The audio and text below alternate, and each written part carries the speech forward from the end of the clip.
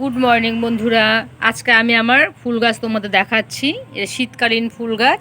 এটা দেখো চন্দ্রমল্লিকা, কালারটা কত সুন্দর হয়েছে। এই গাছটা আমি একটা ছোট প্যাকেটে লাগিয়েছি। ছোট গাছে দেখো 4-5টা ফুল আর অনেক কুড়ি এসেছে। কালারটাও কত সুন্দর। আর এটা দেখো একটা নয়নতারা, এটাও আমি নার্সারি থেকে এনেছি। ছোট চারা এনেছিলাম, এখন অনেকটাই বড় হয়েছে। কত সুন্দর ফুল হয়েছে চারাটায়। এটা গ্রাউন্ড অর্কিড, কালারটা দেখো কত সুন্দর হয়েছে। এটা আমি একটা টবের মধ্যে লাগিয়েছি। একটা চারা থেকে প্রচুর পরিমাণে চারা হয়।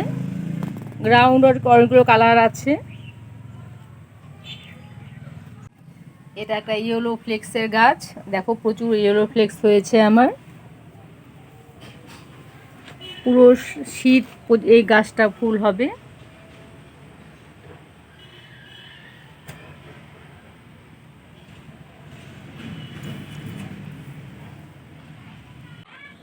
এটা গোলাপি ঝিন্টি, এটা গোলাপি ঝিন্টি ফুলের গাছ, দেখো প্রচুর পরিমাণে গোলাপি ঝিন্টি হয়েছে। এই ঝিন্টি ফুলটা অনেকগুলো কালার হয় আমার কাছে, সাদাও আছে, নীল আছে, হলুদও আছে।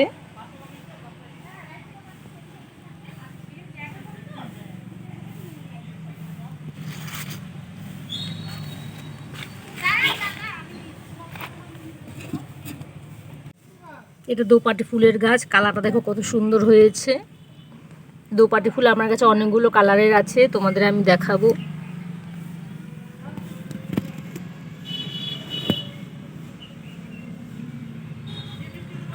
এটা আমার একটা সিঙ্গেল পাপড়ি কমলা রঙের কাগজ ফুলের গাছ, অরেঞ্জ বোগেনভেলিয়া। দেখো অনেক ফুল ফুটেছে গাছটার মধ্যে।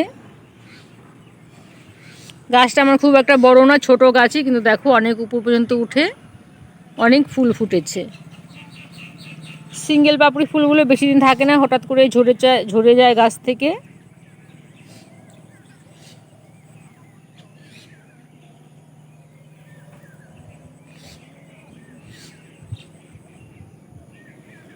এটা আমার একটা থোকা বোগেনভেলিয়া, দেখো এটা থোকা বোগেনভেলিয়া না, অনেক দিন থাকে। সিঙ্গেল পাপড়িটা খুব তাড়াতাড়ি ঝরে যায়। দেখো এটা থোকা, একদম খুব সুন্দর কালার।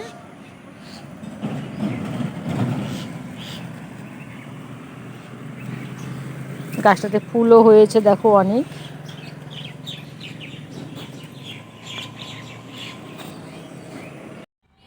এটা রঙ্গন ফুলের গাছ, প্রচুর ফুল হয়েছিল, দেখো ফুলটা সব ঝরে গেছে, আবার নতুন করে কড়ি আসছে। আমার এই ভিডিওটি তোমাদের কেমন লাগলো জানাবে। আমার চ্যানেলটিকে সাবস্ক্রাইব করে দিও, আর লাইক কমেন্ট দিতে ভুলো না। ঠিক আছে বন্ধুরা, আজকের মতো এখানেই রাখছি। টাটা।